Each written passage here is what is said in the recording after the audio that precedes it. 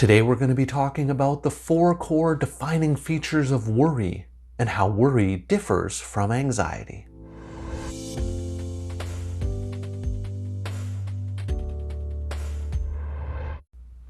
Hi everyone!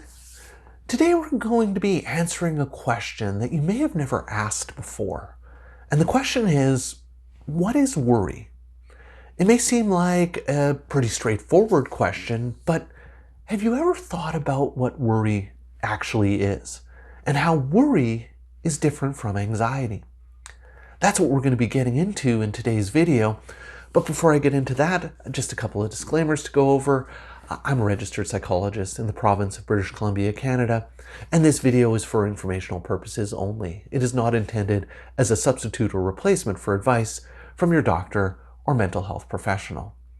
Now, with those things out of the way, let's start talking about a definition of worry.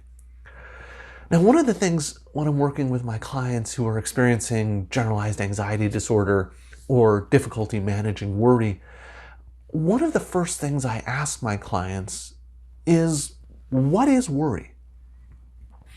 And at first they seem a little confused by the question, but when we get into it, I often find that a lot of people have trouble providing a definition of worry. Most often what happens is that they provide a series of examples of things that they worry about, but it quickly becomes apparent that they've never actually thought about what worry is.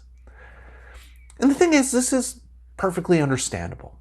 Worry is an interesting phenomenon in that it's something that we all experience, but something that we rarely think about in terms of a definition. And I think part of this is due to the fact that worry is so universal.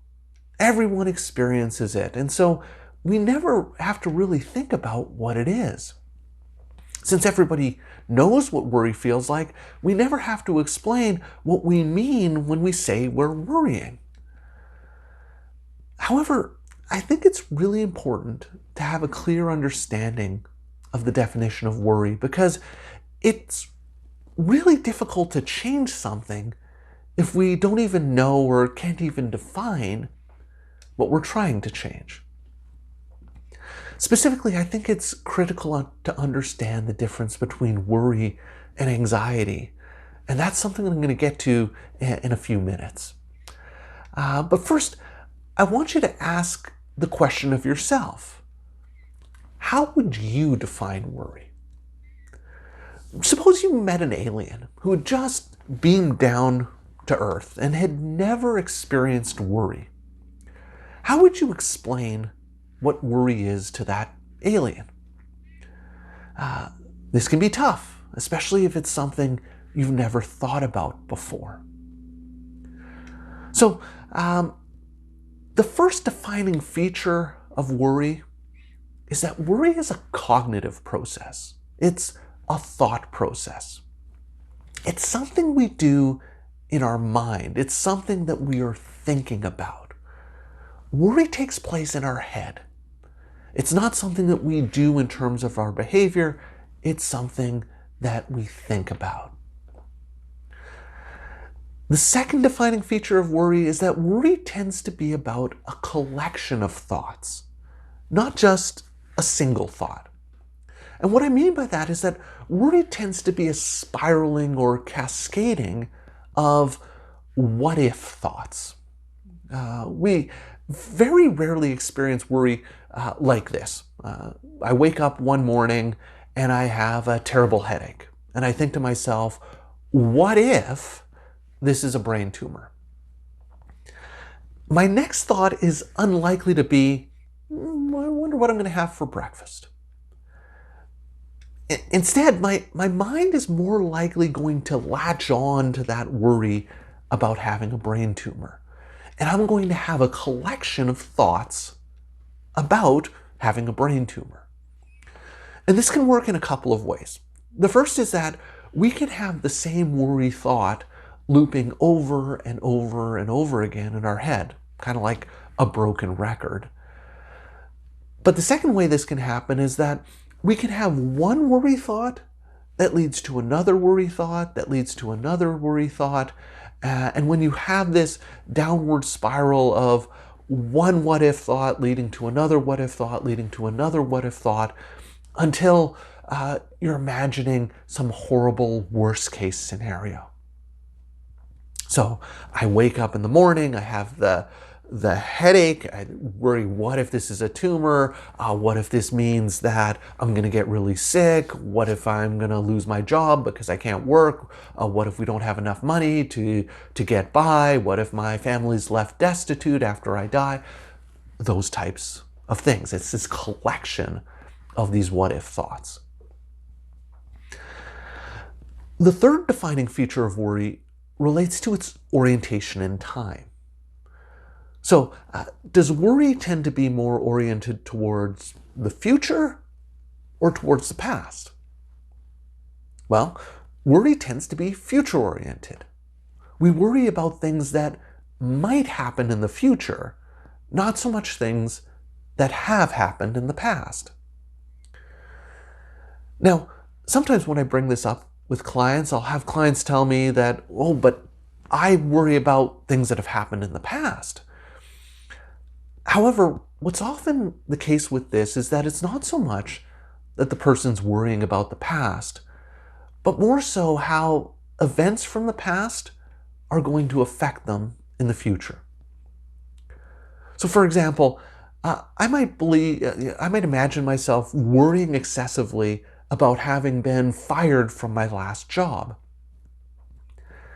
But if I really think about it, it's not so much that I'm worrying about having been fired from my last job, but more so I'm worrying about how having been fired in the past is going to affect me in the future. How am I going to be able to explain why I left my previous job in future job interviews? And will having been fired in the past make it more difficult for me to get a job in the future?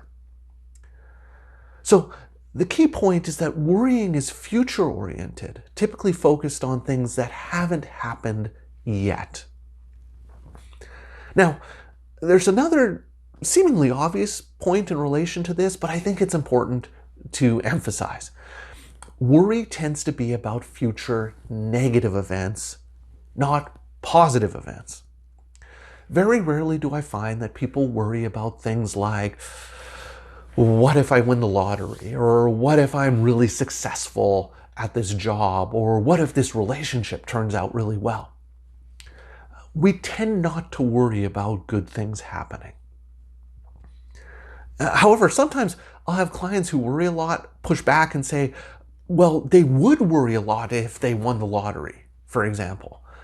To which I always ask, okay, well, what would you be worrying about? So you won the lottery, what would you worry about? And the answer is typically they would worry about making mistakes in how they would invest the lottery winnings, or that they would have long lost family members coming out of the woodwork to hit them up for money, and how would they deal with that? Now notice, these aren't positive things. These are actually negative outcomes that the person's worrying about. So in this case, it's not the positive event, it's not the winning the lottery that the person's worrying about, but rather they're worrying about all the negative things that could come from that positive event. And finally, the last core defining feature of worry is that the emotion that results from this worry process is anxiety. Now, this is a key point. Anxiety and worry are not the same thing. Yet people often will use the terms worry and anxiety interchangeably. I'm worried and anxious. Yet they're two different things. Worry is a thought process, and anxiety is the emotion that results from that thought process. This makes sense because if all I'm thinking about is all of the horrible and negative things that are going to happen to me in the future, it's understandable that I would feel anxiety about that I would feel anxious about that. So it's important to point out that you can't be worrying without experiencing anxiety. But you can experience anxiety without worrying. Now, this can be a bit of a difficult concept to understand, so I like to explain it using an example. Now, suppose I'm watching a movie in a theater, and it's a horror movie. And it's this really intense scene in the movie. A guy jumps out of a shower with a big knife, and I react. My heart's racing, my hands are sweaty. I feel really anxious. So I'm feeling really anxious, but I'm not really worrying in that situation. So it's not like I'm in that movie and I'm thinking, well, what if when I get home there's this crazy serial killer at my house, and what if they attack me and they kill me? I'm not thinking that in the movie theater. I'm just experiencing anxiety in relation to what I'm watching. So I can be anxious without worrying. So you might be asking, okay, well, why is this important? Why is it sort of important to understand the distinction between anxiety and worry? Well, I think it's important because you can't do anything to directly change how you feel. As we don't have that type of control over our emotions. We can't just choose not to feel anxious. However, we do to some extent have control over how we think. And so if worry is a thought process and not an emotion, we have much greater ability to control our worry than we may realize. So if we put all of these defining features of worry together, the definition of worry that I like to use when I'm working with my clients is that worry is a collection of thoughts or doubts that occur in relation to future negative events and are accompanied by anxiety. And this is the understanding of worry that helps shape the treatment that I use when I'm working with someone who's experiencing excessive worry or generalized anxiety disorder.